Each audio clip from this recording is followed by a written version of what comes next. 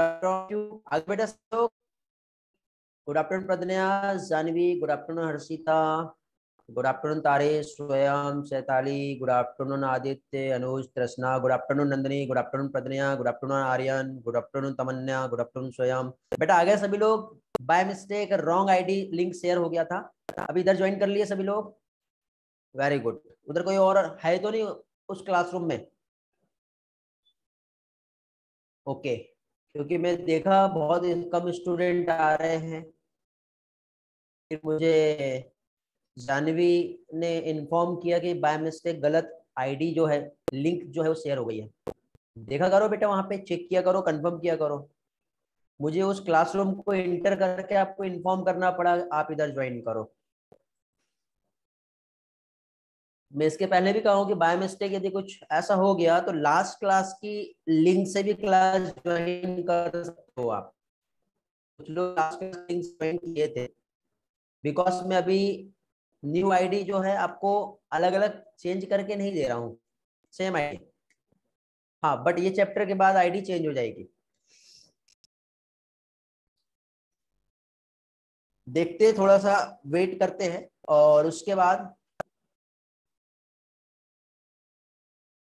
Full chapter का एक brief हमें लेना है, बिकॉज बहुत से स्टूडेंट क्लास में टाइम टू टाइम जो है ज्वाइन नहीं किए थे, तो और किसी किसी का कुछ कुछ प्रॉब्लम था।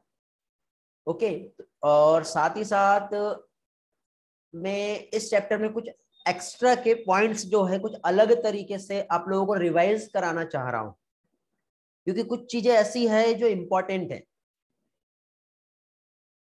ओके, वॉइस ब्रेक हो रहा है, सभी के साथ प्रॉब्लम आ रहा है क्या? देखो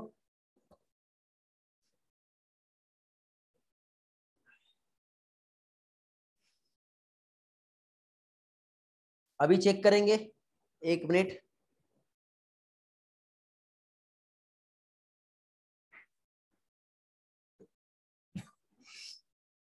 नाउ प्रॉब्लम इज सॉल्व और no response me quickly. If okay so we continue. अभी ओके? हाँ चलो, तो स्टार्ट करते हैं अभी हम लोग। अभी हम लोग बेटा यहाँ पे human health and disease, okay, इसके बहुत सारे इंपॉर्टेंट कंसेप्ट जो डायरेक्ट टू डायरेक्ट एनसीईआरटी में नहीं दिए हैं। जितना भी पोर्शन अभी तक के मैंने पढ़ाया हूं उसको एक बार अगेन रिवाइज करवा रहा हूं, जिसमें कुछ चीजें ऐसी रहेगी कि जो मैं ऑलरेडी आपको समझा दिया हूं वो रहेगा, और कुछ चीजें ऐसा रहेगा जो आपको न्यू कंसेप्ट उसमें मिलेंगे। थोड़ा सा डिफरेंट मोड जो है मेरा स्लाइड का, उससे मैं एक बार आपको रिवाइज करा रहा हूं। ये बेटा मेरा लास्ट ईयर का स्लाइड है। ओके, ये एक बार रिवाइज करवा रहा हूँ। कुछ एनिमेशंस भी हैं और कुछ एक्स्ट्रा के कंटेंट जो इंपॉर्टेंट लग रहे हैं मुझे, क्योंकि इस बार जैसे कुछ क्वेश्चंस एक्स्ट्रा के ऐड किए थे, तो एक्स्ट्रा मींस जैसे अर्थवॉर्म आ गया, एक दो क्वेश्चन जो है थोड़े बाहर से आया, तो वो ऐसे क्वेश्चन आने का पॉसिबिलिटी होता है। तो वो सारी चीजें मैं अभी आप लोगों को इस चैप्टर में भी जो क्वेश्चन बन सकते हैं, ओके, वो मैं आप लोगों के साथ शेयर करूंगा। तो ह्यूमन हेल्थ एंड डिसीज, ये फर्स्ट लेक्चर था लास्ट ईयर के स्लाइड का, जिसमें सबसे पहले हेल्थ क्या होता है इसका हमने डेफिनेशन स्टडी किए थे। मींस अगेन आपको भी मैंने हेल्थ का डेफिनेशन जो है यहाँ पे समझाया था। ठीक है, are you ready for revise all chapter or not? Response भी क्विकली। कुछ लोगों के साथ अभी भी वॉइस ब्रेक हो रहा है क्या? वॉइस लैग हो रहा है अभी भी?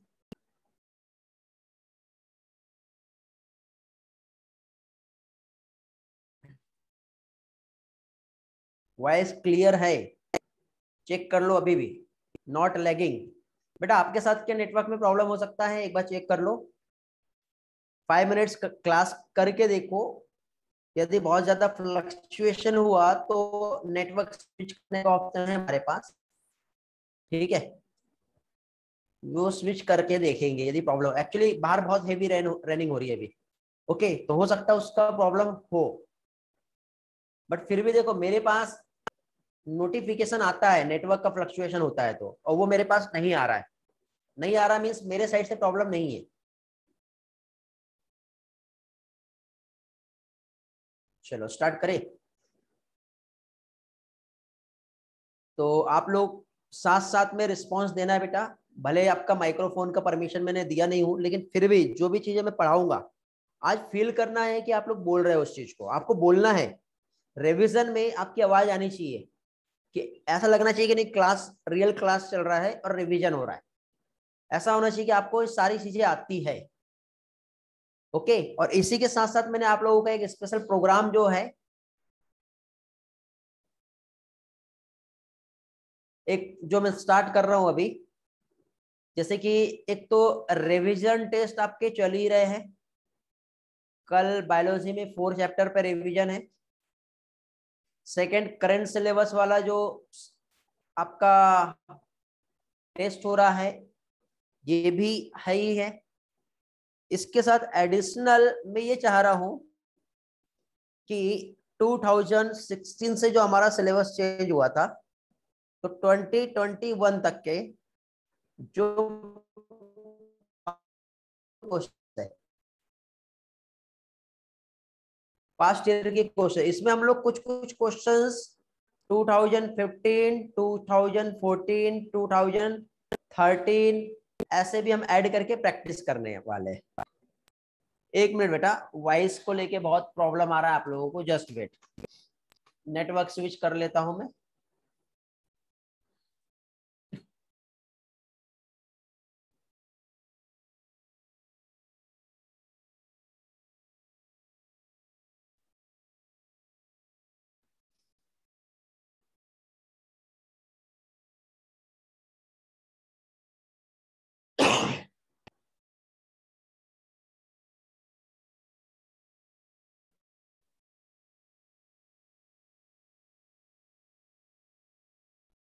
अभी देखेंगे।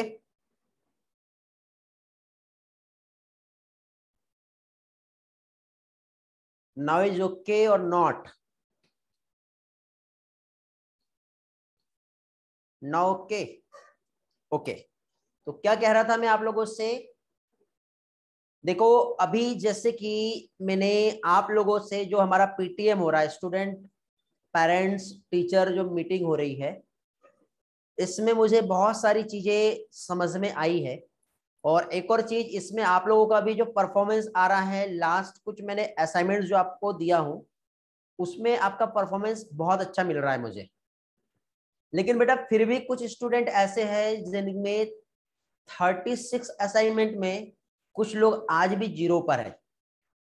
कुछ स्टूडेंट 36 असाइनमेंट में 5 असाइनमेंट सबमिट हुआ है, और कुछ स्टूडेंट ने 30 असाइनमेंट सबमिट किए हैं, और कुछ स्टूडेंट 36 में से 36 असाइनमेंट भी सबमिट किए हैं।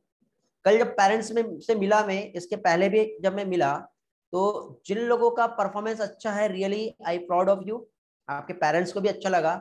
लेकिन जो लोग इस डेटा में आ रहे हैं, आप खुद सोचो बेटा, आपके पेरेंट्स क्या फील कर रहे होंगे इस चीज को देखते हुए? क्या उन्हें अच्छा लग रहा होगा? यस और नो? जब पेरेंट्स के साथ मैंने ये सब इंफॉर्मेशन जब शेयर किया, तो पेरेंट्स का जो फेस है, मतलब इतना ऐसा देख के मुझे खुद को भी अच्छा फील नहीं हो रहा था। तो बेटा इस चीज में मेरा कुछ भी वहां पे मेरे तरफ से ऐसा नहीं है कि मैं आपके पेरेंट्स को हर्ट करूं। मुझे अच्छा नहीं लग रहा था, और वो सब आपकी वजह से है। आपका ये जो परफॉर्मेंस है, ये इतना ऐसा सही नहीं है। मैं आपको पहले भी कहा था कि जब भी चांस मिलेगा, पीटीएम जब भी होगा, एक एक स्टूडेंट का एक एक डेटा, एक एक रिजल्ट जो है वो मैं शेयर करूंगा। आपका परफॉर्मेंस कब आपने शेयर किए हो, नहीं किए हो, कैसा है, ये सारी चीजें। फिलहाल तो मैं अभी आपको गूगल क्लासरूम ओपन करके मैं अभी लैपटॉप जो है लेके नहीं आ रहा हूँ, ठीक है। लेकिन फिर भी मोबाइल फोन से ज्यादा नहीं हो सकता, तो उसमें मैं सिर्फ इतना दिखा सकता हूँ लिस्ट कि आपके बच्चे ने कितना परफॉर्मेंस सबमिट किया है और कितना नहीं किया है। ओके, और अभी कई लोगों को ऐसा लग रहा होगा कि नहीं हमारा मतलब मीटिंग सर के साथ नहीं है, सोनी सर के साथ तो हम बच गए। ऐसा नहीं है बेटा, ये ट्रेंड अभी चालू हो गया है। तो अभी जिन लोग मुझसे नहीं मिले हैं, वो may be next week next month उनके पेरेंट्स से भी मैं मिलूंगा, और उस टाइम पे होगा ये कि हर बच्चे का एक एक परफॉर्मेंस में पेरेंट्स के साथ शेयर करूंगा, और उस टाइम पे मैं अपने लैपटॉप पे आपका जो स्टेटस है, ठीक है, सारे एक एक चीजें और आपका परफॉर्मेंस, आपने जो असाइनमेंट सबमिट किए ना, तो आपके जो नोट्स है, जो फोटो लेके भेजे हो टेढ़े मेढ़े फोटो, वो भी दिखाऊंगा, और जिसने अच्छे फोटो भेजे वो भी दिखाऊंगा, और जिसने A to Z अच्छे से परफॉर्म किया वो भी दिखाऊंगा। ये हर पेरेंट्स को दिखाने वाला हूं, समझ गए? ठीक है बेटा। तो ये आपका परफॉर्मेंस, यदि अभी भी आपने कंप्लीट नहीं किए तो अभी चांस है बेटा, ठीक है। मे बी नेक्स्ट मंथ और नेक्स्ट वीक में आपका अगेन जब सेशन होगा तो उसमें हर एक बच्चे और हर एक पेरेंट्स से मैं मिलने वाला हूं, तो वहां पे बेटा आपके पेरेंट्स को आप पर प्राउड होना चाहिए, ठीक है। ज्यादा बातें नहीं करूंगा मैं आपसे, क्योंकि ये हमारा क्लास का जो टाइम है वो डिस्टर्ब हो जाएगा, और जो चीजें हमें कंप्लीट करना है वो हमारा नहीं हो पाएगा। तो ये वर्क आपका है। आपसे अगेन एक हम्बल रिक्वेस्ट करता हूं बेटा मैं, कि प्लीज अपने असाइनमेंट्स को कंप्लीट करो। हाँ, आज की मीटिंग में भी हूँ बेटा, मैं हर दिन रहूंगा, इसके बाद आगे भी रहेगी, तो जो बच्चे मुझसे नहीं मिल पाए हैं उनसे मिलूंगा। अभी ऑफलाइन भी होगा हमारा, यदि इन केस वो, तो देखो शायद जल्दी हो जाएगा, तो ऑफलाइन भी यदि होता है तो उसमें तो बहुत अच्छा चांस रहेगा सभी से मिलने के लिए, बात करने के लिए, ओके। लेकिन फिर भी अपने आप को सेफ रखो, पहली चीज तो, और अपना हर चीज कंप्लीट करो, ओके। इसके साथ देखो अगेन, अब आपका जो मैं कह रहा था कि 2016 से लेके 2020 का पेपर तो मैंने, 2021 का पेपर तो मैंने टेलीग्राम पे अपलोड कर दिया हूं, तो ये वाला कुछ नहीं दे रहा हूं मैं। 2016 से लेकर के 2020 तक के जो मैं पास्ट ईयर के नीट में आए हुए बायोलॉजी के जो क्वेश्चंस है चैप्टर वाइज, ये मैं आप लोगों को कल से शेयर कर रहा हूं। ओनली क्वेश्चंस ही शेयर करूंगा मैं। शुरुआत हम करेंगे ह्यूमन फिजियोलॉजी से ही, बिकॉज उसका काफी अच्छा वेटेज रहता है।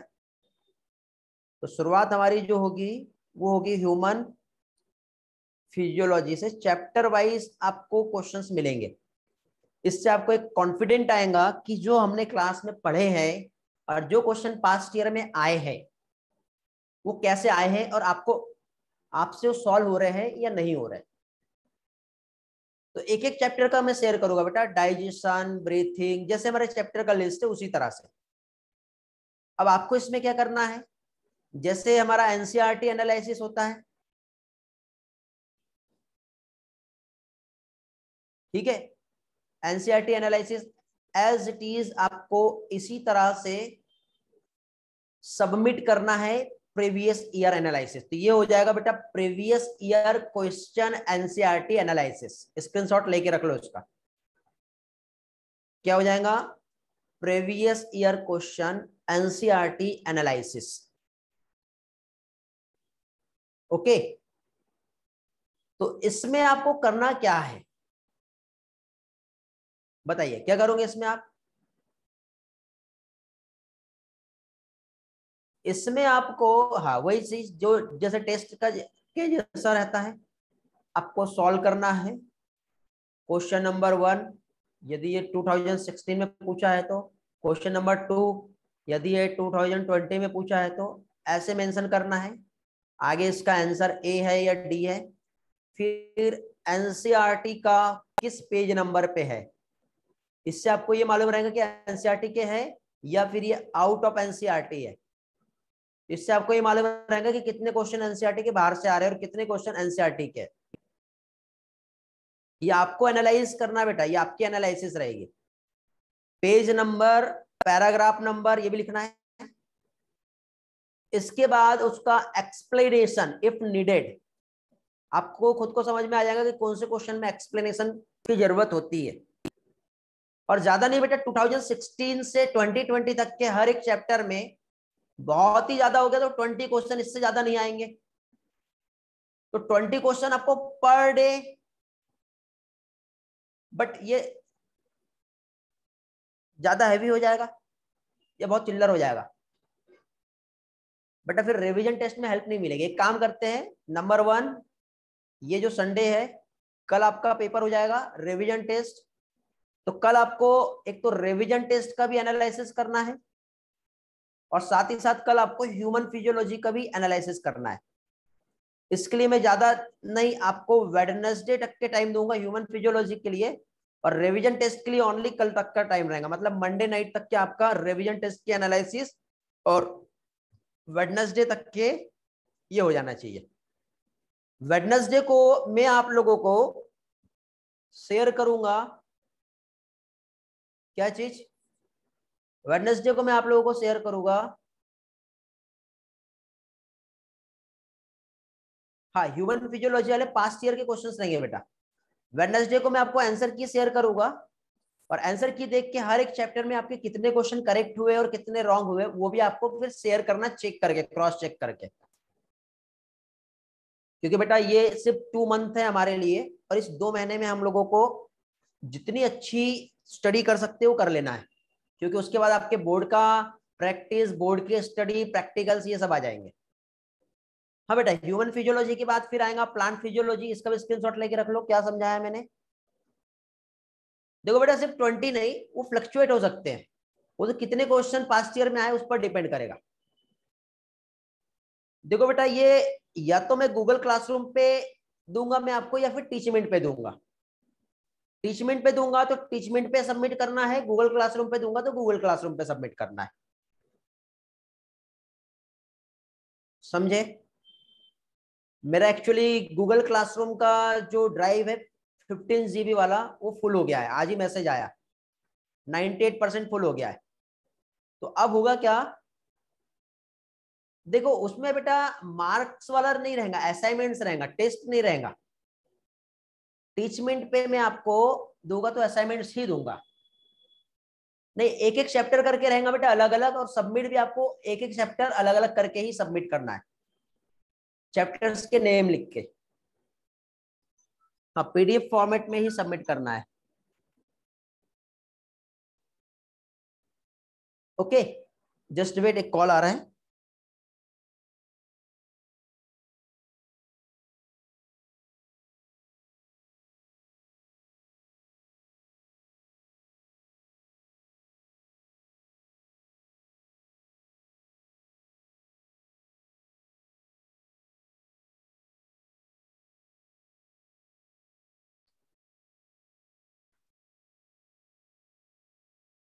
हाँ चलो, समझ में आ गया बेटा आपका वर्क क्या है और कैसे क्या करना है।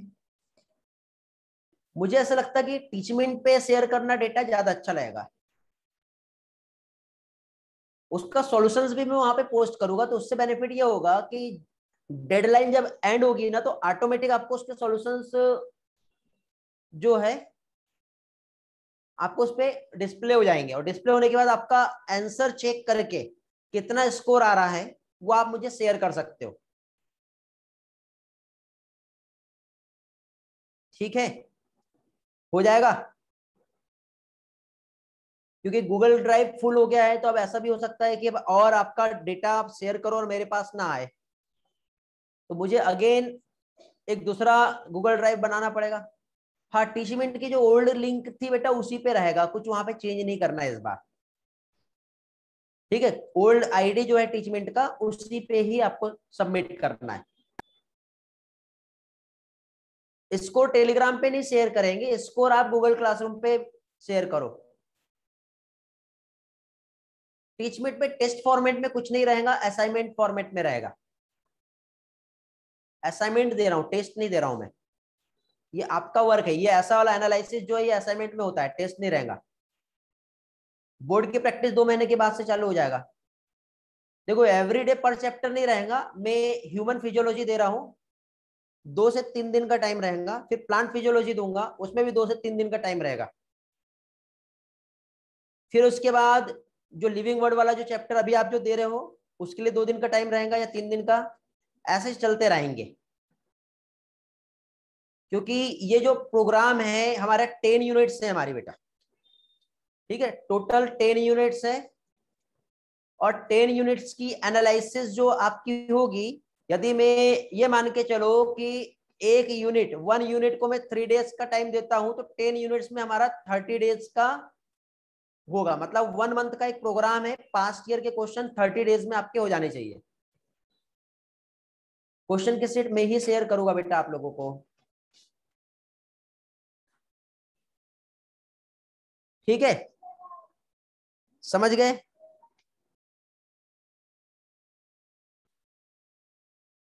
असाइनमेंट और टास्क सभी लोगों को समझ में आ गया है मैं आप लोगों के लिए क्या प्रोग्राम कर रहा हूं?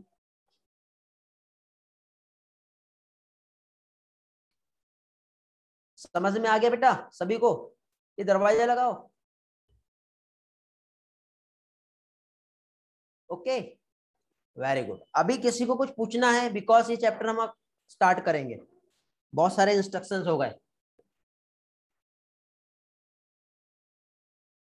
चैतन्य को नहीं समझा, नेटवर्क इशू था। साक्षी का भी नेटवर्क इशू आया था।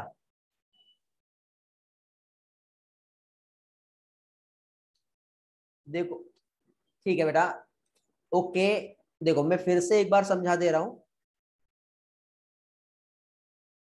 सुनिए। मैं आप लोगों के लिए पास्ट ईयर के जो क्वेश्चंस है उसका एनालिसिस जो है, इसका एक शेड्यूल जो है, ये आप लोगों को प्रोवाइड कर रहा हूं। ओके,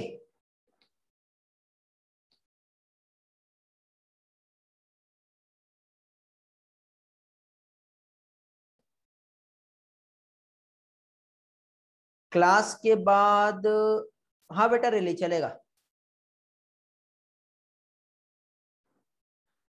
तो ये जो शेड्यूल जो है, इसमें आपको यूनिट वाइज में डेटा शेयर कर रहा हूं पास्ट ईयर के क्वेश्चंस का, जिसे आप लोगों को सॉल्व करना है। अब समझ गया बेटा, या किसी और को कुछ पूछना है? सिंपल, जैसे पेपर के एनालिसिस करते हैं आप, वैसा ही करना है। लिंक में जैसे ही अपडेट होगा वैसे प्रोवाइड कर दूंगा। अभी फिलहाल आप कल के टेस्ट का सोचो, कल के टेस्ट होने के बाद आपको लिंक मिलेगी, उसके बाद आप सारी चीजें करना है, ठीक है। 30 मिनट पे ही रहेगा, डेडलाइन वगैरह इंस्ट्रक्शन सब मिल जाएंगे आपको। एक्सप्लेनेशन जिसका नीड होता है उसका एक्सप्लेनेशन शेयर करना, नहीं तो एनसीईआरटी का पेज नंबर और साथ ही साथ पैराग्राफ वो भेजो आप। और ऐसा लगता है कि इस क्वेश्चन में एक्सप्लेनेशन मस्ट है, तो वो लिखो, क्योंकि जितना अच्छा एक्सप्लेनेशन आपका होगा उतना अच्छा प्रिपरेशन आपकी होगी। आपको ऐसा लगता है कि सारा एक्सप्लेनेशन लिखना है तो लिख डालो, प्रैक्टिस आपकी ही होगी बेटा जितना लिखोगे आप। समझ गए? और एक बात याद रखना, 30 मिनट पे 12 पेज से ज्यादा आपको सबमिशन का चांस नहीं मिलता, यदि फोटो लेके भेज रहे हो तो। और पीडीएफ में तो फिर ज्यादा पेज भी रहे तो भी चल जाता है, तो उसका ध्यान रखो। इसलिए मैं चैप्टर वाइज डेटा आपके लिए पोस्ट करूंगा वहां पर। क्लियर हो गया?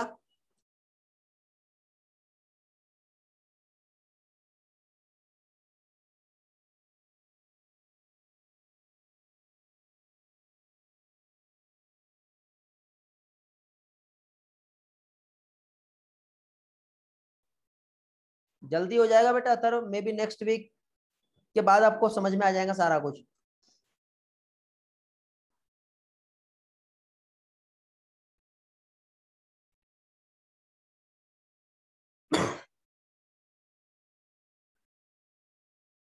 मैंने क्या कहा बेटा, अभी सिर्फ आप कल के टेस्ट के बारे में सोचो, ठीक है, कल के टेस्ट के बारे में सोचो। एक काम कर सकते हैं, कल के टेस्ट से रिलेटेड किसी को कुछ पूछना है तो अभी आप पूछ सकते हो चैप्टर स्टार्ट होने के पहले, क्योंकि चैप्टर स्टार्ट हो गया तो बीच में कुछ नहीं पूछना। ऐसा कुछ है जो कल के टेस्ट से रिलेटेड कोई पूछना चाहता है कुछ भी?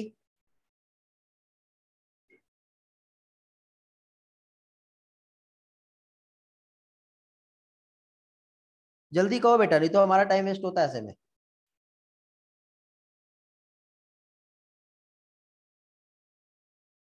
सारा कुछ क्लियर है? अर्थवर्म के क्वेश्चन आएंगे बेटा। एग्जाम्पल याद नहीं हो रहे? एग्जाम्पल के लिए मैंने पहले ट्रिक्स दिया हूं आप लोगों को क्लास में, और समझाया भी था क्या करना है एग्जाम्पल याद करने के लिए। एग्जाम्पल याद नहीं हो रहे तो बेटा अभी एक ही चांस है, लिख लिख के प्रैक्टिस करो, ट्रिक्स बना बना के याद करो। और वो जितने एग्जाम्पल वाला डेटा है ना, उसको एक अलग से कुछ पेजेस ले लो आपके नोटबुक के, और उसमें नोट करके रख लो एक ही जगह। तो बार बार उसको पढ़ना पड़ेगा, और एग्जाम के 1 घंटे पहले भी रिवाइज करना, हो जाएगा।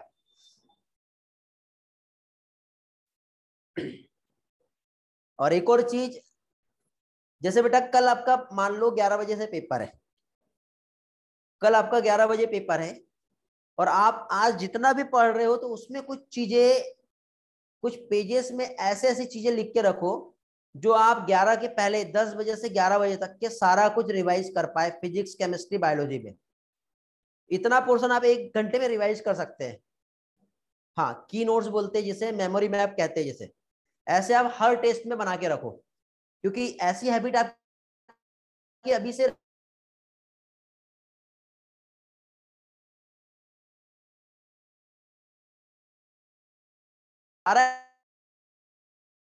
एनसीईआरटी बहुत इंपॉर्टेंट रहते हैं, जो आप बार बार भूल जाते हैं। जैसे नीनाद ने भी पूछा मुझे एग्जांपल्स।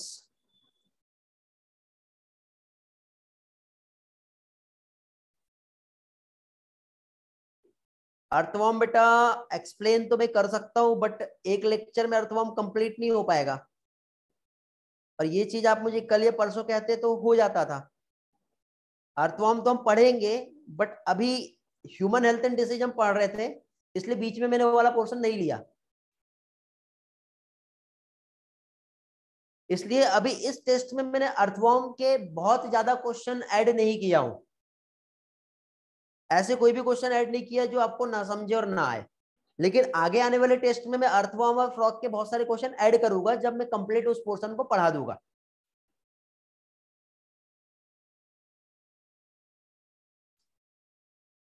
हाँ, पढ़ के आइए आप सब लोग सारी चीजें।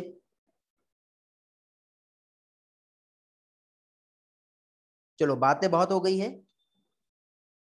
स्टार्ट करेंगे अभी हम ह्यूमन हेल्थ एंड डिसीज। जल्दी जल्दी देखते हैं, और जल्दी से जल्दी हम इसको कंप्लीट करते हैं। ये चैप्टर जिस दिन खत्म होगा उस दिन मैं आपको अर्थवर्म पढ़ाऊंगा, उसी दिन मैं आप लोगों को फ्रॉग भी पढ़ाऊंगा। ठीक है, इसके बाद हम वो शेड्यूल करेंगे। ये होने के बाद फिर हम जाएंगे कहाँ पे, मॉलिक्यूलर बेसिस ऑफ इनहेरिटेंस, और उसके बाद पढ़ेंगे बायोटेक। इसके अलावा और कोई पोर्शन रह गया क्या बेटा आपका, या इतना ही है? 2 से 3 लेक्चर में भी, 2 लेक्चर में खत्म हो जाएगा ये चैप्टर, आज का मिला के नहीं, इतना ही है ना? तो मॉलिक्यूलर बेसिस ऑफ इनहेरिटेंस और बायो टेक्नोलॉजी, ठीक है। ये हम इस चैप्टर के बाद स्टार्ट करेंगे, बट इस चैप्टर के खत्म होने के बाद हम लोग अर्थवर्म और फ्रॉग ये कंप्लीट करेंगे पहले। ठीक है बेटा, चलो तो स्टार्ट करें। चलो तो एक बार जल्दी से रिवाइज कर लेते हैं इस चैप्टर को। आज टोटल रिवीजन हमें करना है, बट रिवीजन में बहुत सारी ऐसी इंफॉर्मेशन मिलेगी आपको जो मैंने इसके पहले नहीं समझाया। ठीक है, तो देखो, health is not only absence of disease. Health according to WHO उन्होंने क्या कहा, complete physical, mental and social wellbeing. ठीक है, इसका एक्सप्लेनेशन मैं ऑलरेडी आपको दे चुका हूं। ठीक, रिसेंटली यदि हम देखें तो 4 डायमेंशन, जिसे हम स्पिरिचुअल हेल्थ भी कहते हैं, इसे भी सजेस्ट किया हुआ है। ठीक है, और हेल्थ जनरली जो अफेक्टेड होती है हमारी, वो एक तो इन्फेक्शंस की वजह से होती है, जैसे कोविड अभी आया हुआ है। साथ ही साथ कुछ जेनेटिक डिसऑर्डर होते हैं जो हमारे जीन में गड़बड़ी हो जाती है, जैसे हीमोफीलिया जेनेटिक डिसऑर्डर है। ठीक है, यह हमारा लाइफस्टाइल जो चेंज होता है, खाना पीना, उठना बैठना सोना, ये सारी चीज। आप देखो, यदि आपका स्लीपिंग टाइम डेली का 9 आवर्स का है, मान लो कई लोग 9 घंटे सोते हैं और कई लोग 7 आवर्स सोते हैं, तो किसी दिन आप इस टाइम को बढ़ा के 11 घंटे कर लो, या किसी दिन 5 आवर्स कर लो। आपका लाइफस्टाइल चेंज हो रहा है, आपको फुल डे नींद आते रहेगी बेटा, ज्यादा सोने से भी और कम सोने से भी आपको हेडेक होगा, सर घूमेगा, नींद आते रहेगी, लेजीनेस लगेगी, होता है कि नहीं?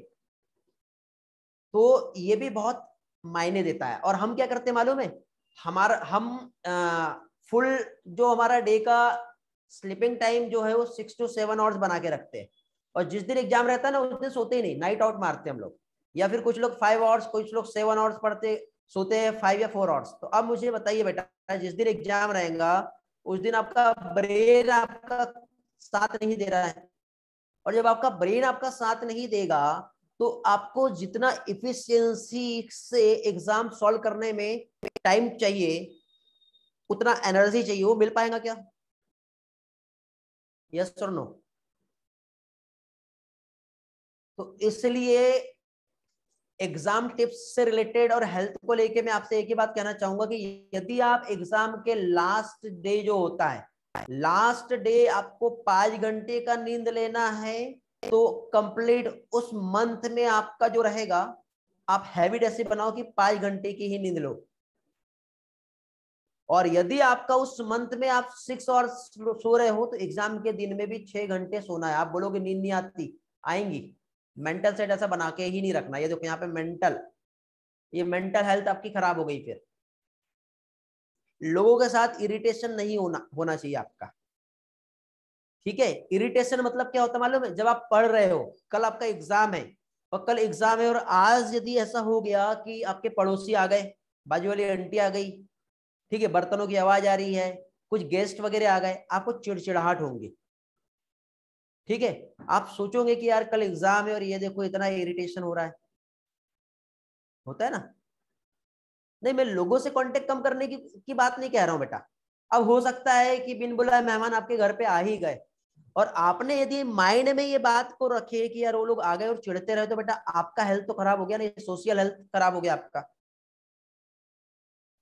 इसमें एक ही बात याद रखना, उनसे इरिटेट होने से बेटर अपने माइंड को शांत करो। पीस ऑफ माइंड रहना बहुत जरूरी है। देखो, मैं आपको हेल्थ भी पढ़ा रहा हूं और इस हेल्थ को लेकर आपके एग्जाम में होने वाले इफेक्ट को भी समझा रहा हूं। ये चैप्टर में अगेन रिवाइज करा रहा हूं, बट कुछ अलग तरीके से रिवाइज करा रहा हूं। ये चैप्टर का आपको हेल्प आपके लाइफ स्टाइल में भी मिलने वाला है, क्योंकि हेल्थ हमारे लिए, इसको मैं कोविड को लेके भी कनेक्ट करने वाला हूं, क्योंकि मुझे ऐसा लगा कि बहुत सारी चीजें जरूरी है जो आप लोगों के साथ शेयर करनी चाहिए in additional to exam point of view. क्योंकि हेल्थ इज वेल्थ, हेल्थ अच्छा रहेगा तो आपका स्कोर ऑटोमेटिक अच्छा रहेगा।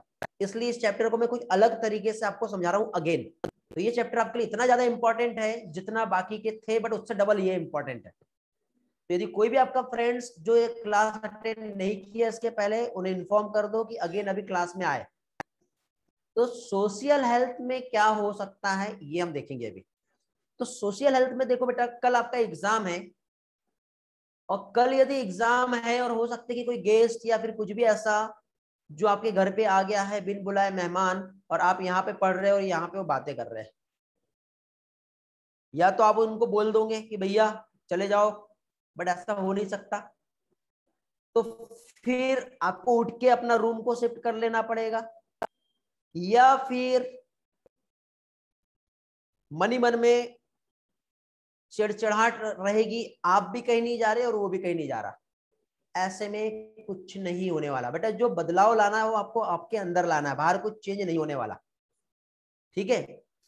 बाहर कुछ भी चेंज नहीं होने वाला। इस टाइम पे आप इनको इग्नोर कर सकते हो तो करो, क्योंकि देखो ये ना तो जाने वाले हैं और ना ही आप कहीं और जा सकते हो, तो जगह तो वही रहेगी। तो इसमें आपको एक ही बात याद रखना है कि मैंने अपनी जिंदगी को कुछ इस तरह से आसान बना दिया, किसी से माफी मांग ली और किसी को माफ कर दिया। Forget about that. तो इस तरह से आपका ये जो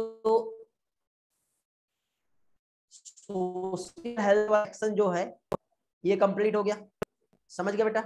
इसी तरह से आपका जो मेंटल हेल्थ वाली जो प्रॉब्लम आ रही थी वो भी अच्छी हो जाएगी, क्योंकि माइंड भी आपका पीस ऑफ माइंड में कन्वर्ट हो गया है, सोशल हेल्थ भी अच्छी हो गई है। और फिजिकल में बेटा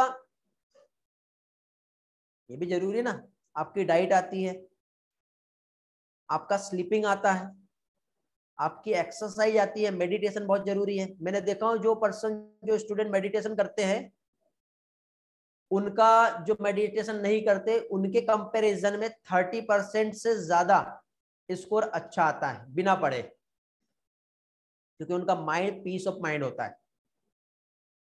तो इस तरह से बेटा WHO भी यही कहता है कि हमारा जो है फिजिकल, मेंटल और सोशल वेलबींग होना ही हेल्थ कहलाता है,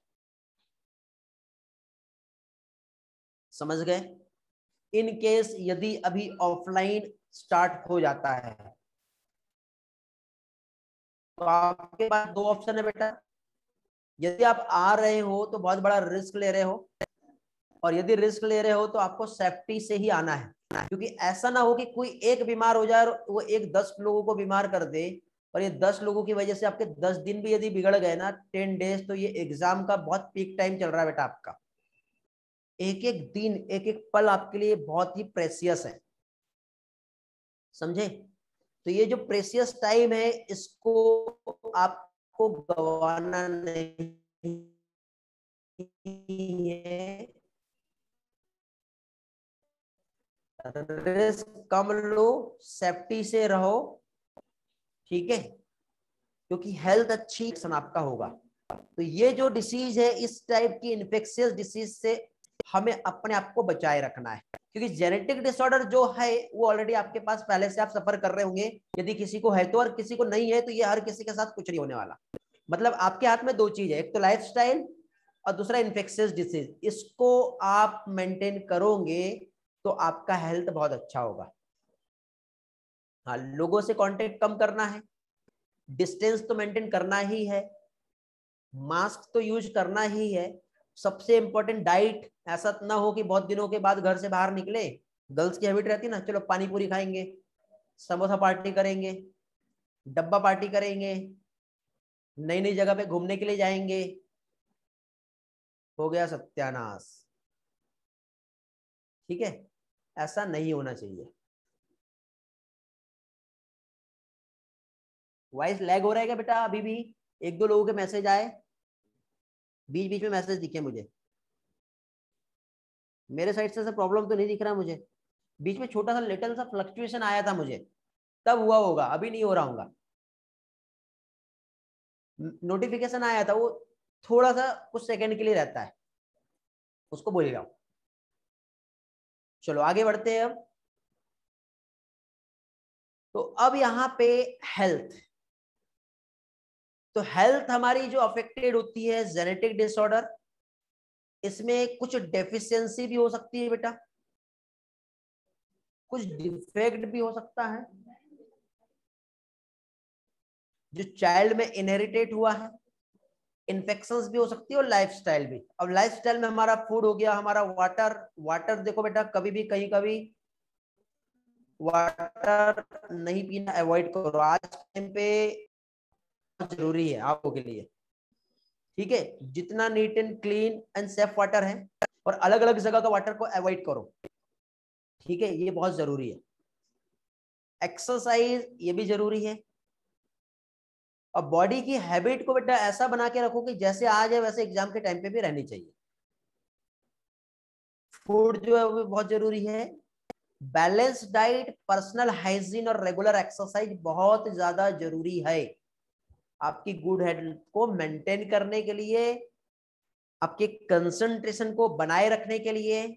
पीस ऑफ माइंड और कंसंट्रेशन अच्छा रहेगा तो आप 1 घंटे में 10 घंटे के बराबर भी पढ़ाई कर सकते हो, समझ गए। ये सब आपका एनसीईआरटी ही है बेटा, ये सारा कुछ एनसीईआरटी में लिखा है, मैं अपने तरफ से कुछ नहीं बता रहा हूं, ठीक है। हाँ, बट वर्डिंग्स मेरी वहां पे समझाने का तरीका अलग है।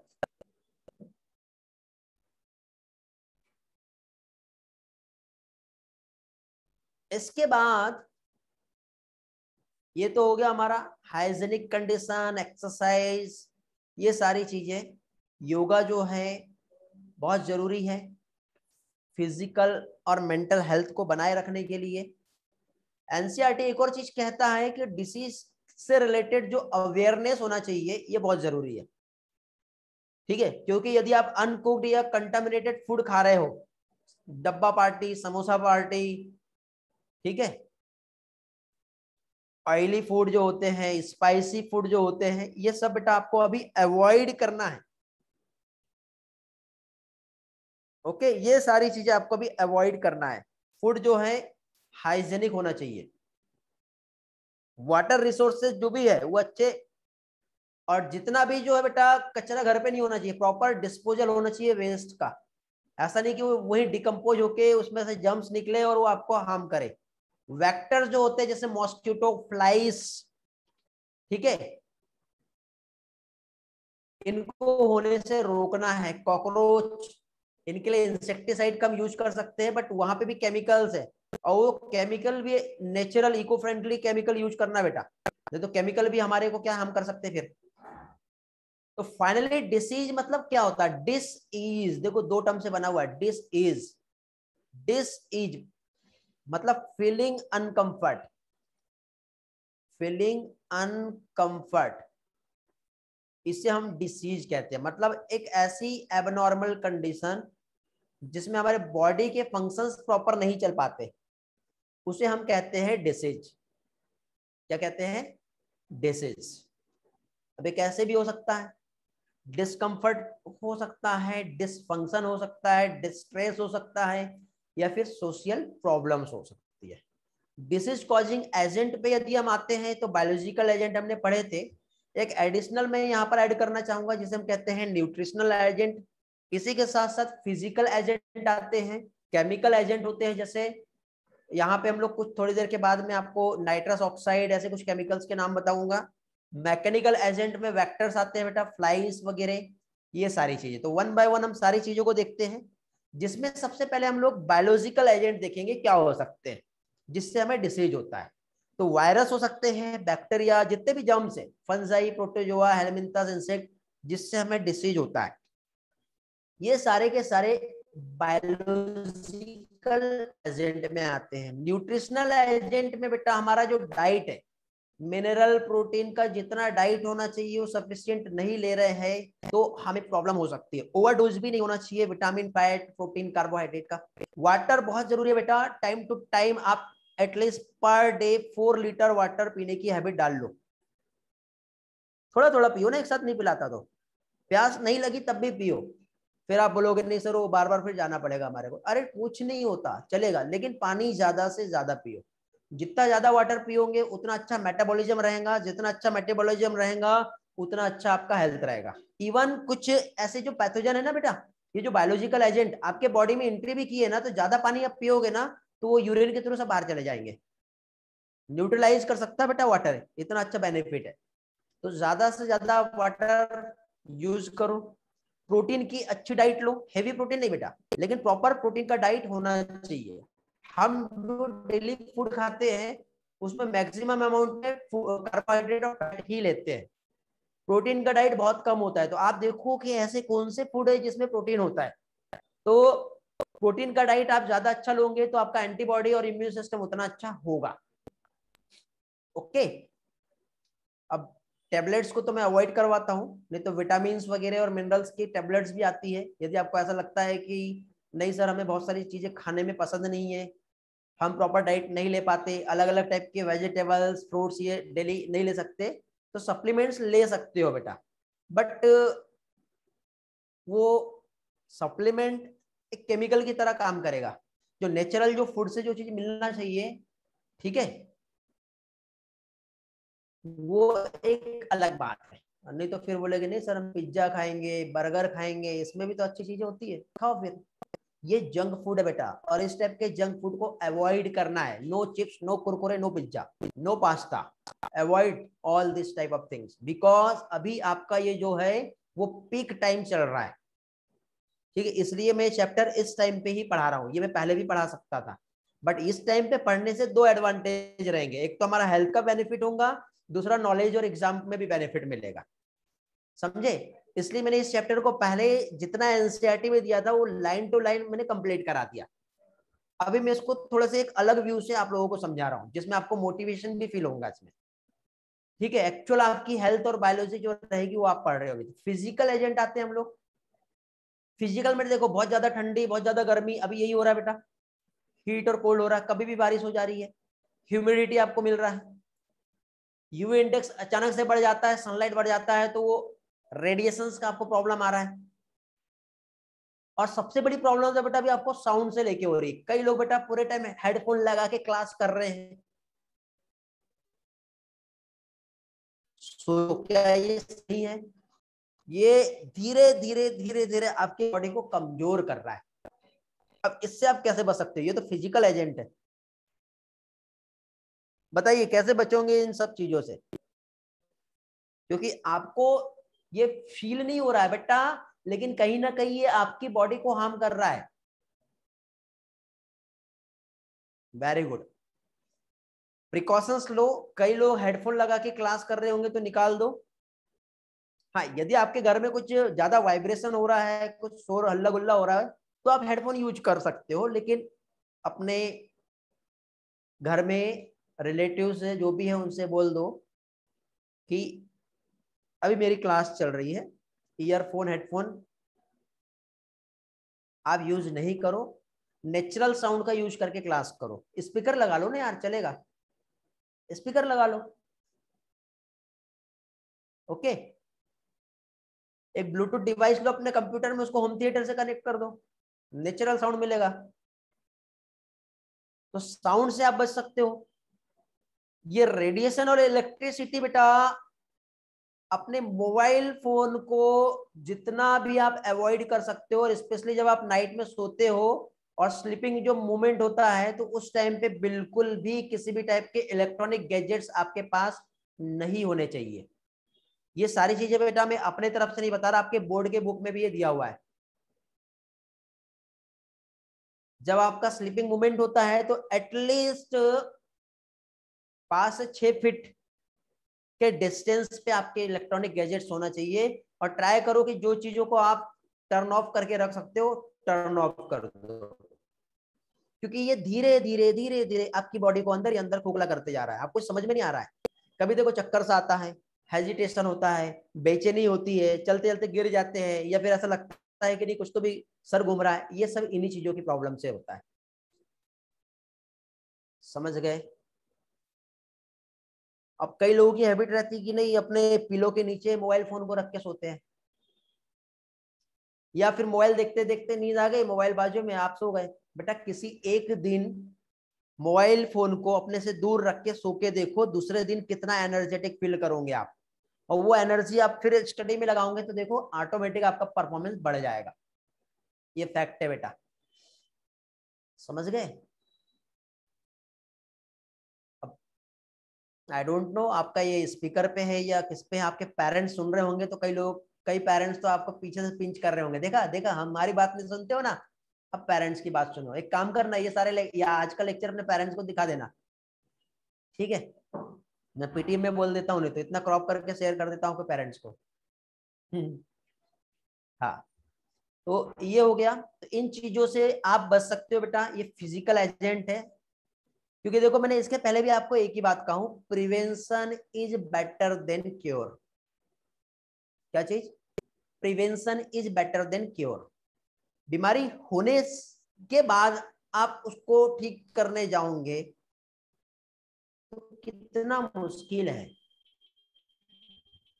उससे बेटर आसान तो ये है कि उस बीमारी को होने ही ना दिया जाए।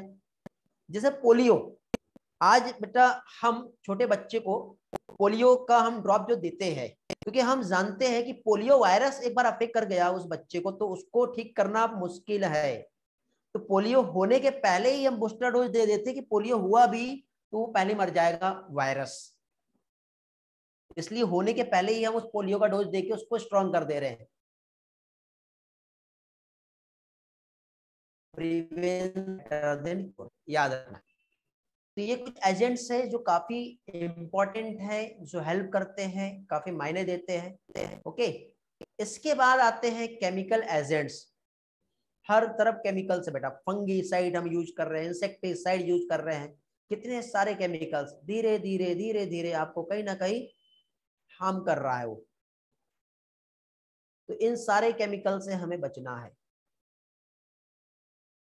ओके, तो केमिकल एजेंट्स जो है यदि हम देखें तो केमिकल एजेंट्स, एक तो एंडोजीनियस केमिकल एजेंट होता है जो हमारे बॉडी के अंदर बनता है, यूरिया बनता है, यूरिक एसिड बनता है, कुछ हार्मोन्स होते हैं जैसे क्रिएटिनिन भी होता है, ये हमारे लिए हार्मफुल है। इसको बाहर कैसे निकालेंगे, इसका तरीका थोड़ी देर पहले समझा दिया मैंने। ज्यादा से ज्यादा पानी पियो, डिजॉल्व होगा ये, उतना बाहर चला जाएगा। एक्सोजीनियस केमिकल एजेंट डस्ट, इससे बचने के लिए मास्क आप यूज कर सकते हो। गैसेस जो है, ठीक है, फ्यूम्स है, एलर्जेंस है, मेटल्स है। आपको क्या लगता है अगरबत्ती लगाना अच्छी बात होती है क्या? अच्छी अच्छी स्मेल वाली सेंटेड हम अगरबत्ती हम लगाते हैं, परफ्यूम हम यूज करते हैं, बेटा वो केमिकल है एक प्रकार से, वो सही नहीं है। Okay, avoid this all type of things, very very harmful, वो आपको पता भी नहीं है क्या कर रहा है वो। ठीक है, अवॉइड करिए ये सारी चीजों को।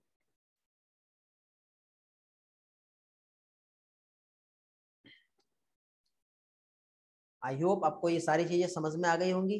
मैकेनिकल एजेंट्स में आता है बेटा क्या चीज, अब ये तो बेटा एक एक्सीडेंटल इंजरी हो सकती है, फ्रैक्चर्स, स्प्रेन्स, डिसलोकेशंस, ये सारी चीजें। तो इसमें यदि हम देखें तो इसमें आप अपने आप को सेफ ऐसे ही रख सकते हो। मैंने अभी जैसे देखता हूँ आज भी कि कई लोग जैसे रोड क्रॉस कर रहे होते हैं या ड्राइविंग भी कर रहे होते हैं तो फोन का यूज कर रहे होते हैं, बात करते हुए ये सब काम करते हैं। बेटा 2 मिनट रुक जाओ ना यार,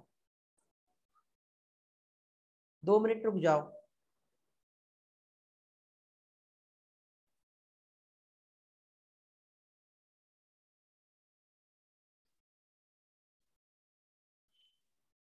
ज्यादा समय तक पढ़ाई के लिए बैठने का बेटा मैं ये तो नहीं बता सकता कि आप कैसे बैठो, लेकिन मैं अपना तरीका बता सकता हूँ मैं कैसे बैठता था। यदि आप मुझे बोलो कि सर ये बुक लो और दिन भर पढ़ो, तो मेरे साथ होता क्या था मालूम है, मैं थोड़ा सा पढ़ता था, अब बहुत देर तक के सोचता था, पढ़ाई नहीं होती थी। तो मैंने तरीका दूसरा ढूंढा, और ढूंढा ये कि मैंने अपने साथ एक स्टडी पार्टनर को रखा। ठीक है, अब उनके साथ में पढ़ता था। अब जब उसके साथ में पढ़ता था तो होता ये था कि हम लोगों का डिस्कशन होता था, और हम टारगेट देते थे और टास्क रखते थे कि हमें इतना इतनी देर में कंप्लीट करना है, और एक दूसरे के साथ इसको हम डिस्कस करेंगे। और डिस्कशन में सिर्फ हम पढ़ाई का ही डिस्कशन करेंगे, उसके अलावा और कोई डिस्कशन नहीं करेंगे। तो उससे होता यह था कि हम बहुत लंबे टाइम तक पढ़ पाते थे, और जो थॉट प्रोसेस हमारे माइंड में आता था उसको हम अवॉइड कर लेते थे, और इस तरह से लंबे टाइम तक के बैठ के हमारी पढ़ाई अच्छी होती थी। और बीच बीच में जो थॉट प्रोसेस आते थे तो उसमें हम ये कहते थे कि हर 10 या 15 मिनट के बाद मुझसे एक ही चीज पूछना, कितना हुआ या फिर हो गया क्या, कितना हुआ या हो गया क्या। तो हो सकता है कि पढ़ते पढ़ते मेरे माइंड में कुछ थॉट आए नहीं, तो वो मुझे याद दिला दे मेरा टारगेट ये है, मुझे ये पढ़ना है। तो बेटा मैं ऐसा करता था। अब आप कैसे करो, इसमें सभी का अपना एक अलग तरीका होता है, लेकिन मैं तो ऐसे करता था। अकेले के लिए यदि करना है तो ज्यादा टाइम तक के पढ़ने के लिए वही है, बीच बीच में थोड़ा थोड़ा ब्रेक रखो और फिर पढ़ो, वॉक करो, वॉक करते हुए पढ़ो, बैठ के पढ़ो, जैसे भी होता है पढ़ना है। और आप खुद से इंस्पायर है तो आपको ये नहीं कहना पड़ेगा कि ज्यादा टाइम तक कैसे बैठ के पढ़े, फिर वो चीज हो जाती है।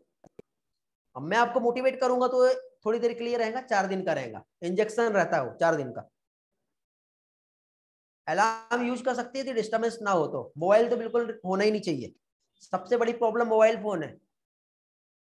इंटरनेट बंद करके बैठो पढ़ने के लिए, मोबाइल को स्विच ऑफ कर दो।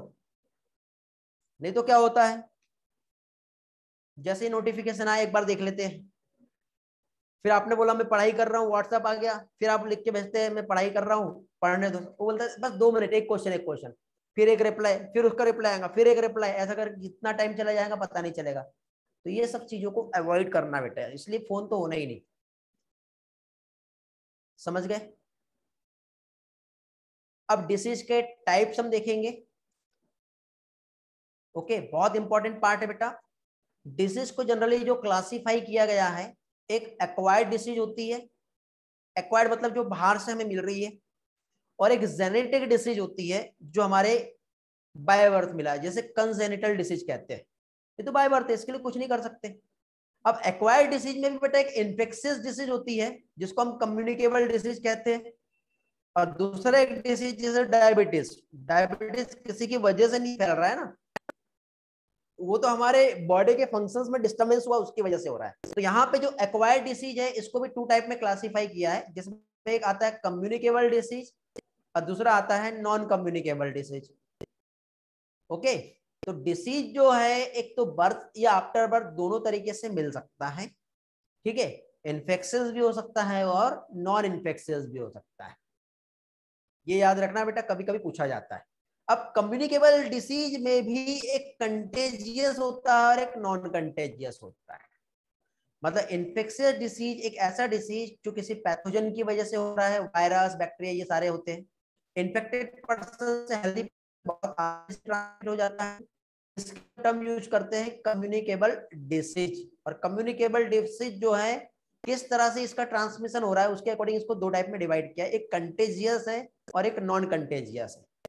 ओके, तो एक इन्फेक्शियस डिसीज हो गया, पर्सन से कैसे स्प्रेड हो रहा है, कैसे ये ट्रांसमिट हो रहा है, उसके अकॉर्डिंग यहाँ पे इसके टाइप्स है।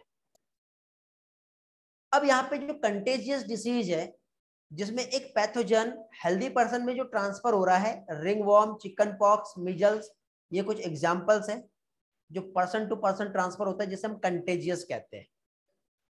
क्या कहते हैं हम लोग? कंटेजियस डिसीज कहते हैं। नॉन कंटेजियस की हम बात करें तो ये वेक्टर बॉर्न डिसीज होती है, इन्फेक्टिव एजेंट जो ट्रांसमिट हो रहा है जैसे डेंगू और मलेरिया, ये किसी ना किसी वेक्टर की वजह से होगी। जैसे कोविड डायरेक्ट होता है, उसको फैलाने के लिए कोई चाहिए नहीं, वो पर्सन टू पर्सन हो जाता है। बट मलेरिया जब तक कि मॉस्किटो आके इन्फेक्टेड पर्सन को काट के हेल्दी पर्सन को बाइट नहीं करेगा तब तक नहीं होगा।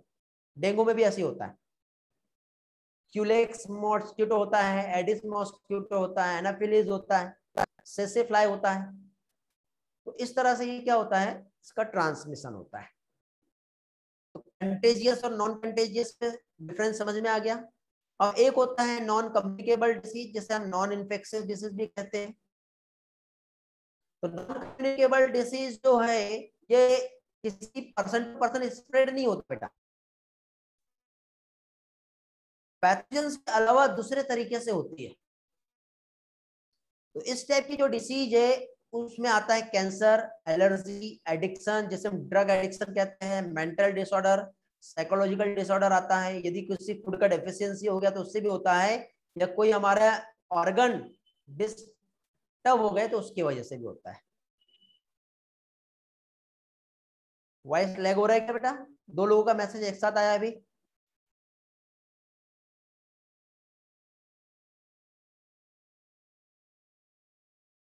अभी देखो, अभी ओके है? कुछ रिवाइज करना है? कुछ ऐसा पार्ट जो नहीं समझा वो पूछ लो, नहीं तो आगे कंटिन्यू करते हैं। इन केस वॉइस का प्रॉब्लम आया होगा,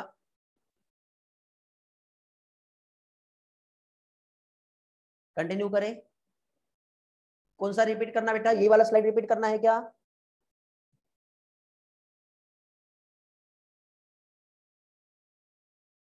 हाँ, कम्युनिकेबल एक बार रिवाइज करना है। देखो फिर से मैं एक बार इन शॉर्ट रिवाइज करवा दे रहा हूँ क्या क्या मैंने पढ़ा दिया। डिसीज का सबसे पहले तो आप टाइप्स याद रखो। टाइप्स जो है, एक एक्वायर्ड, एक्वायर्ड मतलब जो बाहर से मिल रहा है, कंजेनिटल जो बाय बर्थ है, ये कैसा है, ये हो गया बाय बर्थ। ये जो आ रहा है ये आफ्टर बर्थ। स्क्रीनशॉट लेते चलना बेटा। मैं जो राइटिंग कर रहा हूँ, चलो ठीक है काम करता हूँ मैं, ये आज स्लाइड ये वाला शेयर कर दूंगा आपको। ओके, बाकी की स्लाइड मिलेगी बट ये वाला आज ही शेयर कर दूंगा। फिर इसके बाद कम्युनिकेबल और नॉन कम्युनिकेबल होता है। एक्वायर्ड में एक जो इन्फेक्शियस है उसको हम कम्युनिकेबल कहते हैं, और जो इन्फेक्शियस नहीं है उसे नॉन कम्युनिकेबल कहते हैं। इसके टर्म्स है, ठीक है, क्या है टर्म्स। तो कम्युनिकेबल जो इन्फेक्शियस है हेल्दी पर्सन से मतलब अफेक्टेड पर्सन से हेल्दी पर्सन में ट्रांसमिट हो रहा है, इसमें भी कंटेजियस और नॉन कंटेजियस आता है। अब कंटेजियस और नॉन कंटेजियस मतलब, कंटेजियस मतलब डायरेक्टली पैथोजन से ट्रांसफर हो रहा है, और नॉन कंटेजियस जिसमें कोई ना कोई वेक्टर्स इन्वॉल्व होते हैं। ओके, फिर उसके बाद नॉन कम्युनिकेबल में डेफिशिएंसी डिसीज हो सकता है, कैंसर हो सकता है, एलर्जी हो सकता है, मेंटल डिसऑर्डर होता है। मतलब ये अफेक्टेड पर्सन से हेल्दी पर्सन में नहीं ट्रांसफर होता है, ये किसी को भी कभी भी किसी ना किसी वजह से हो सकती है। मेटाबॉलिक डिसऑर्डर भी हो सकते हैं। तो ये नॉन कम्युनिकेबल या नॉन इन्फेक्शियस डिसीज है। आज आपको डिसीज का डेफिनेशन समझ में आया होगा क्या है। ओके, अब देखो कंजेनिटल डिसीज, क्या चीज, कंजेनिटल डिसीज। अब इसमें वैसे देखा जाए तो हमने इधर क्या है, नॉन कम्युनिकेबल देखे, ठीक है। इसमें थोड़ा सा पहले तो ये जितना भी डिसीज का मैंने टाइप समझाया, पहले उसके हम डेफिनेशन देख लेते हैं। अभी कंजेनिटल को छोड़ दो। कैंसर, कैंसर जो है क्या होता है बेटा, अनकंट्रोल ग्रोथ, कल पढ़े थे हम लोगों ने। कोई टिश्यू हो सकता है, कोई ऑर्गन हो सकता है, कोई भी सेल जिसमें अनकंट्रोल ग्रोथ होता है, ठीक है, तो उसकी वजह से मैलिग्नेंट फॉर्म हो जाता है, उसको क्या कहते हैं, कैंसर। एलर्जी, एलर्जी किसी डस्ट की वजह से हो सकता है फीवर, राइनिटीज, ये स्पेलिंग गलत हो गया बेटा, राइनिटीज आएगा यहाँ पे, RH, राइनिटीज। कोई फॉरेन सब्सटेंसेस हमारे बॉडी में यदि पहुंचे और वो हमारी बॉडी को हार्म कर रहे हैं और हमारा इम्यून सिस्टम उसको मारने में लग गया, तो एक प्रकार की एलर्जी है। एडिक्शन, अल्कोहल ड्रग अब्यूज जो होता है, टोबैको स्मोकिंग वगैरह जो होती है, एडिक्शन है। जनरली आप जो टी पीते हो ना या कॉफी, यदि दिन में एक बार पी रहे हो तो ठीक है, यदि आपको ऐसा लग रहा है कि नहीं बार बार मुझे लेना है, बार बार लेना है, 5 टाइम्स 6 टाइम्स 7 टाइम्स, तो ये भी एडिक्शन है, और इसमें निकोटीन कैफीन ये होता है जो आपके लिए हार्मफुल है। हाँ, इसको पीने से आपको ऐसा फील होता है कि हम एनर्जेटिक फील कर रहे हैं, बट बेटा अल्टीमेटली ये भी आपके लिए हार्मफुल है। मेंटल डिसऑर्डर में बहुत सारे आते हैं बेटा, ये डिप्रेशन होता है, एंजाइटी आता है। डेफिशिएंसी डिसीज में विटामिन का डेफिशिएंसी हो जाएगा या हार्मोन का डेफिशिएंसी हो जाएगा। तो आपको याद है ना, goitre, kwashiorkor, beriberi, rickets, marasmus. Beriberi vitamin B1 की वजह से होता है, याद है। थायराइड हार्मोन आयोडीन का डेफिशिएंसी से गोइटर होता है। प्रोटीन का डेफिशिएंसी से मेरास्मस होता है। विटामिन D की डेफिशिएंसी से रिकेट्स होता है। क्वाशियोरकर प्रोटीन का डेफिशिएंसी से होता है। और डीजनरेटिव डिसीज में जैसे कार्डियोवास्कुलर डिसीज, या मसल्स हमारा काम नहीं कर रहा है, कोई ऑर्गन का माल फंक्शनिंग हो गया, तो उसकी वजह से जो डिसीज होती है उसे हम डीजनरेटिव डिसीज कहते हैं। हो गया क्लियर। अब आ रहे हम लोग कंजेनिटल डिसीज पे। ये कंजेनिटल डिसीज बेटा ये लास्ट स्लाइड में यहाँ पे नहीं आएगा, ये याद रखना है, कंजेनिटल डिसीज यहाँ पर आएगा। तो कंजेनिटल डिसीज मतलब एक ऐसा डिसीज जो हमारे बाय बर्थ हमें मिला है, जिसे हम जेनेटिक डिसऑर्डर कहते हैं। कल क्या है, लास्ट क्लास में रेली ने मुझे ये वाला क्वेश्चन पूछी थी, इसलिए मुझे ऐसा लगा कि बहुत सारी चीजें मिस हो गई, और फिर मैंने पास्ट ईयर के स्लाइड देखा और मैंने प्लान किया कि अब एक काम करता हूँ, पास्ट ईयर की जो स्लाइड है, लास्ट ईयर बेटा इसी स्लाइड से पढ़ाया था, यदि आपको रिवीजन करना है तो ये वाले लेक्चर मेरे यूट्यूब पे अवेलेबल है, वहां से आप रिवाइज कर सकते हो, ठीक है। हाँ, लेकिन बेटा एक्सप्लेनेशन ऐसा नहीं मिलेगा, आज के जैसा एक्सप्लेनेशन लास्ट ईयर नहीं मिलेगा, ये भी बात याद रखना, ठीक है। तो इसलिए मैं आपको ये अगेन ये चैप्टर रिवाइज करा रहा हूँ, और आज रिवीजन में भी आपको बेटा, हाँ ये सारे स्लाइड टेलीग्राम पे ऑलरेडी अवेलेबल है, आप देख सकते हो, और ये मैं पोस्ट भी कर दूंगा आपको, डोंट वरी। तो आज के लेक्चर में भले रिवीजन है, लेकिन बहुत सारी चीजें ऐसी है जो आपको न्यू है, आपका टाइम कहीं से कहीं तक वेस्ट नहीं हो रहा है, और ये सब बेटा एग्जाम पॉइंट ऑफ व्यू से इंपॉर्टेंट है, क्योंकि ये सारे जो डिसीज के नाम अभी मैं आपको जो समझा रहा ना, ये आपके बायोलॉजी में कहीं ना कहीं दिए हुए हैं, ये सब दिए हुए हैं बेटा, बट आज मैं उसको इस चैप्टर से कनेक्ट करके पढ़ा रहा हूं, तो एग्जाम में ऐसा पूछा जा सकता है, समझ गए। बट मैंने पहले सिर्फ लाइन टू लाइन एनसीईआरटी का एक्सप्लेनेशन आपको दे दिया, और इसमें अब जो एक्स्ट्रा के इंफॉर्मेशन जो चाहिए 2 से लेकर 20% तक के, वो वाला डेटा मैं आपको प्रोवाइड कर रहा हूं। ओके, चलो स्टार्ट करते हैं, फिर आगे बातें ज्यादा नहीं करेंगे आज, वैसे बातें भी बहुत हुई है, बट बातें काम की हुई है जो जरूरी थी।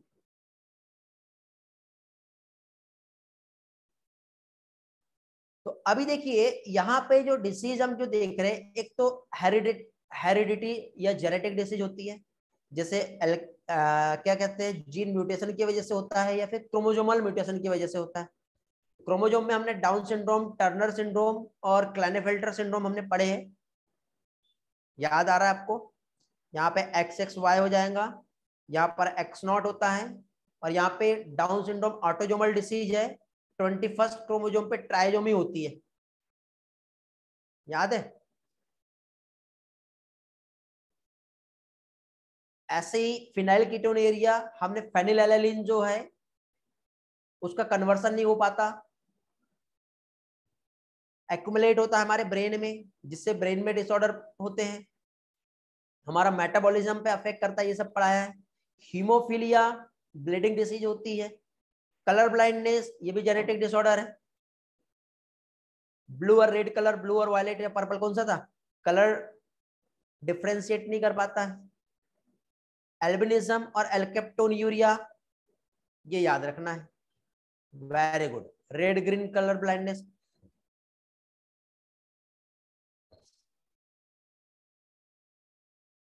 अब इसमें बेटा पैथोजन कोई भी डिसीज कॉज कैसे करते हैं, इसको समझाने के लिए हमारे एक साइंटिस्ट है जिनका नाम है रॉबर्ट कोच,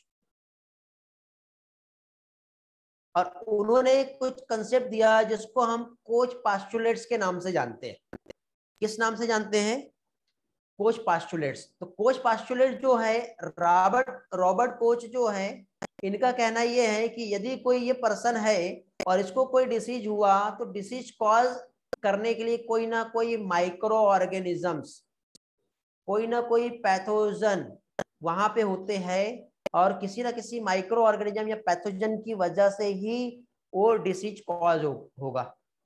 और इस माइक्रो ऑर्गेनिजम्स को यदि हम लेबोरेटरी में कल्चर करके आइसोलेट करना चाहे तो उसको हम लैब में कल्चर कर सकते हैं, और इस माइक्रो ऑर्गेनिजम्स को यहां से उठा के किसी हेल्दी पर्सन में भी हमने इंजेक्ट कर दिया तो उसको भी ये डिसीज हो जाएगी।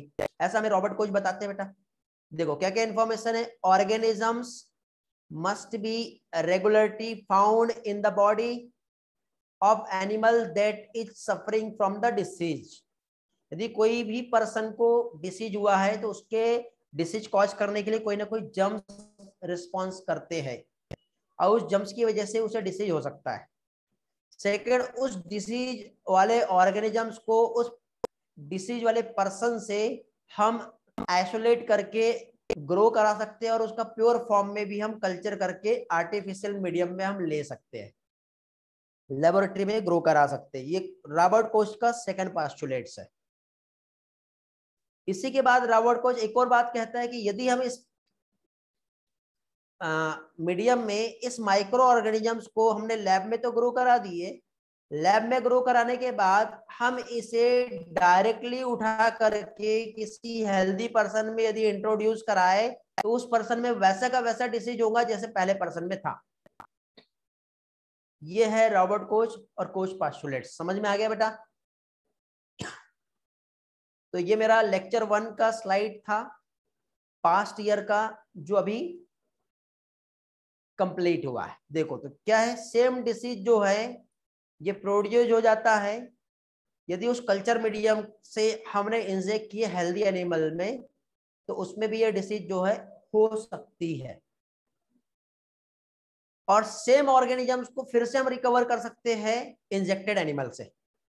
तो ऐसे ये कोच पोस्टुलेट्स है जो हमें रॉबर्ट कोच ने दिए, और ये आज हमें डिसीज की अवेयरनेस के लिए बहुत जरूरी है।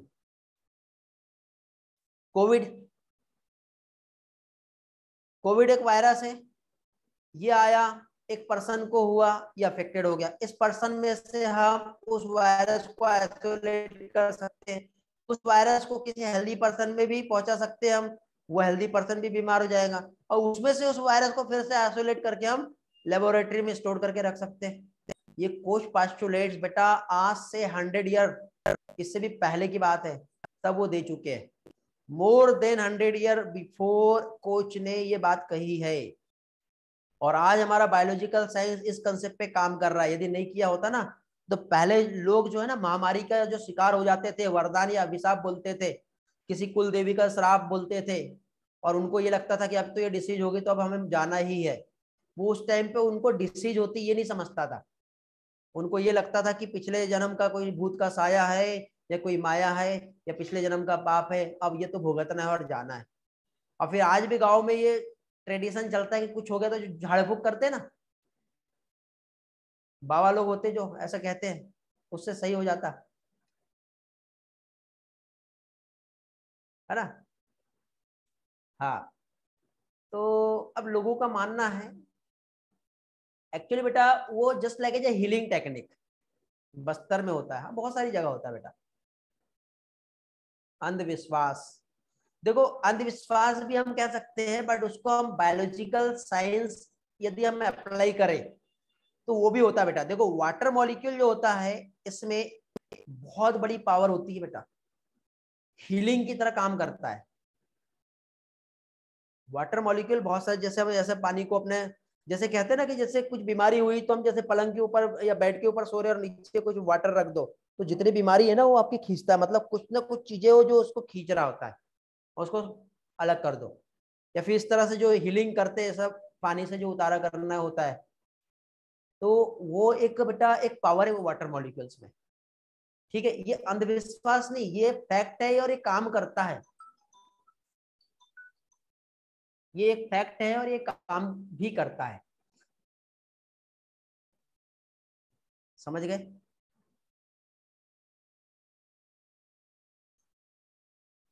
तो उस पे बेटा वो एक्चुअली हमारा साइंस है और उस साइंस को हम स्पिरिचुअल साइंस कहेंगे। लेकिन देखो बहुत सारी चीजें अंधविश्वास है लेकिन कुछ चीजें वहां पे सही भी है। चलो आगे बढ़ते हैं। कोश पास्चुलेट्स जो है, अब वैसे मैं आपको वायरस का जो है ये समझा रहा था, बट ये कोविड के ऊपर काम नहीं करते, एक बात याद रखना। ये स्टेटमेंट मैंने यहाँ पे इसलिए लिखा था क्योंकि ये वायरस पे एप्लीकेबल नहीं होते और एक डिसीज है लेप्रोसी इस पर एप्लीकेबल नहीं होता, ये बहुत बड़ा एक्सेप्शन है। रीजन ये है क्योंकि कोच ने ये कहा था कि हम अफेक्टेड पर्सन से उसको लैब में कल्चर कर सकते हैं, बट वायरस को कल्चर करने के लिए बेटा एक आर्टिफिशियल मीडियम नहीं चाहिए। वायरस को ग्रो कराना है तो वायरस बेटा उसके लिए हमको एक लिविंग कंडीशन ही चाहिए होती है। वायरस को हम आर्टिफिशियल मीडियम में ग्रो नहीं करा सकते, इसलिए वायरस पे ज्यादा रिसर्च नहीं हो पाई क्योंकि वायरस को ग्रो कराना आसान नहीं है। तो करा दिए तो फिर वो बहुत खतरनाक है। ये आपको क्या लग रहा है ये कोविड वगैरह ऐसे आ गया? नहीं, ये मैं आपको बायोटेक में पढ़ाऊंगा बेटा। कोविड अपने आप नहीं आया बेटा, ये कोविड एक डिस्कवरी है। ये कैसे है इसका थोड़ा सा ट्रेलर देता हूं, बाकी डिटेल में बायोटेक में पढ़ाऊंगा। कोविड क्या है एक्चुअली, एक वायरस है। ये वही वायरस है जो बेटा पहले पॉक्स के नाम पे आया, ये वही वायरस है जो पहले पोलियो के नाम पे आया, ये वही वायरस है जो रुबेला कोलेरा ऐसे अलग अलग नाम पे आया। तो ये क्या है, जो साइंटिस्ट लोग इन सारे वायरस पे जब काम कर रहे थे तो काम करने पर इन वायरस के जो डीएनए, अभी आपका मॉलिक्यूलर बायोलॉजी नहीं हुआ है, आपको नहीं समझेगा अभी, लेकिन फिर भी थोड़ा बहुत पार्ट समझेगा। इन वायरस के डीएनए को लेकर के इनके टुकड़ों को ऐसा जोड़ा गया है और जोड़ने के बाद बेटा जब दो जीन अब आपस में जब मिलेंगे तो एक नया फिनोटाइप एक्सप्रेशन वहां पे तैयार होता है और वही कोविड है। पहचान नहीं पा रहे कहां से आया और कैसे आया और क्या हुआ है। ये एक जेनेटिक मॉडिफिकेशन है, ये एक रिसर्च थी, ये एक बायोलॉजिकल हथियार था, कुछ अलग तरीके से बनाना चाहा और वो खुद उसके गिरफ्त में आ गया। उनको भी नहीं मालूम हमने क्यों बनाया और किस लिए बनाया, बट वो खुद भी उसको सफर कर गए। जिसने बनाया वो तो पहले ही मर गया, ऐसा भी है। हाँ, जब ये वायरस बना सकते हैं तो एंटीडोट भी बना सकते हैं, बट उनको ही नहीं मालूम ना उसका एंटीडोट क्या है, क्योंकि बेटा ये तो जेनेटिक मॉडिफिकेशन है। ये इतने सारे जीन मिलके एक नया जीन आया और जब दो नए जीन मिलेंगे तो ये एक्सप्रेशन अच्छा भी हो सकता है और हार्मफुल भी हो सकता है, ऐसे ही कुछ हुआ है। सारी दुनिया उसके एंटीडोट बनाने में लग गई अभी तक। कैसे बताएंगे बताओ, इलीगल काम किए ना उन लोगों ने, परमिशन नहीं है इस चीज की, और यदि ऐसा बता दिया तो गया फिर। और इतना लॉस, इतनी डेथ हुई है, सब लोग मिलके उनको छोड़ेंगे क्या फिर?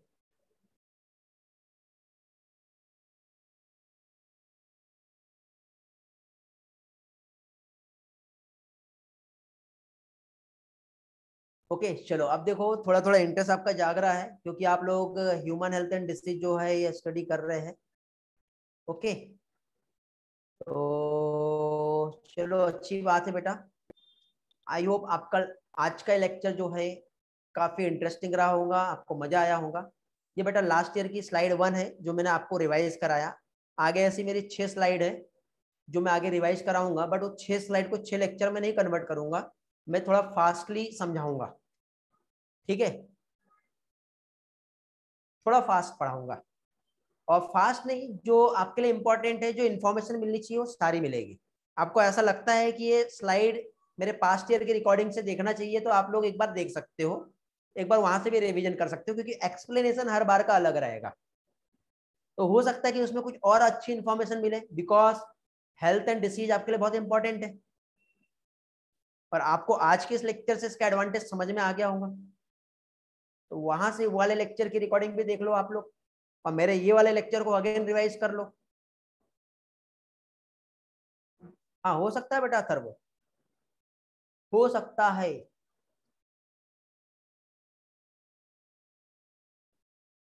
अब बेटा आज से रिलेटेड किसी को कुछ क्वेश्चन पूछना है तो आप मुझसे क्वेश्चन कर सकते हो। कोई डाउट है, कोई क्वेरीज है तो वो पूछ सकते हो। आज आपको डिसीज का जो एक्चुअल जो क्लासिफिकेशन होना चाहिए कैसे होता है वो मैंने आपको क्लियरिफाई करा दिया।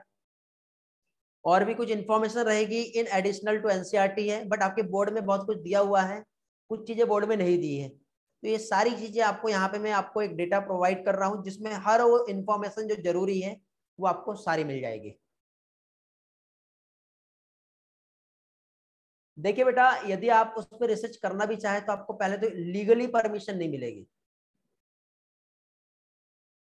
ये हम लोग बायोटेक्नोलॉजी में पढ़ेंगे कैसे है ये।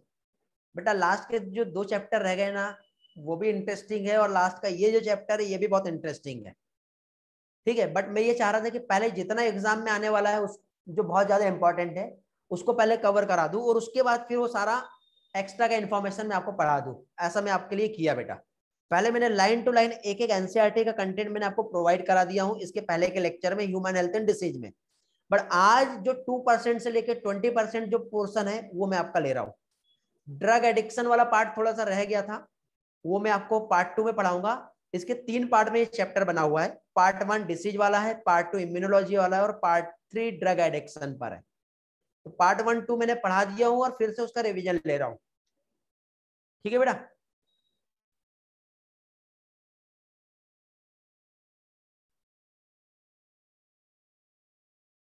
हो सकता है बेटा, लेकिन पता तो चली जाता है कहां से क्या आया।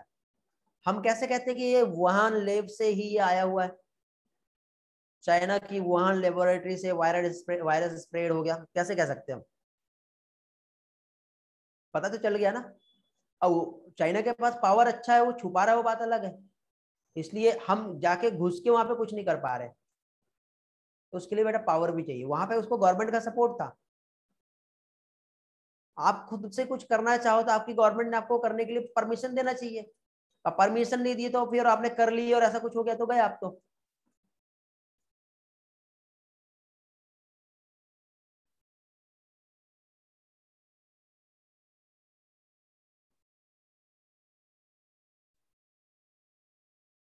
ओके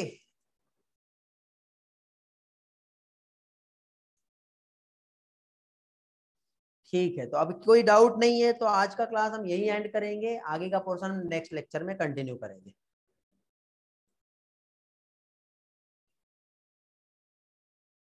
हाँ बेटा आ रहा।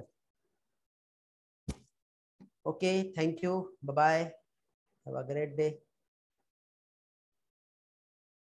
हम्म। हाँ बेटा ऐसा हो सकता है थर्व।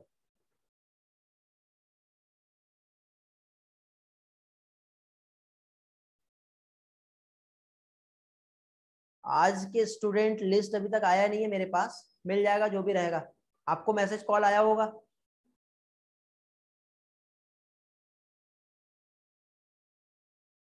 नहीं आया? नहीं आया तो आ जाएगा, और अभी नहीं आया तो बाद में आएगा। मे बी नेक्स्ट मंथ में आएगा, फिर नेक्स्ट मंथ फिर से रिपीट हो सकता है। ओके चलो। Bye bye, thank you.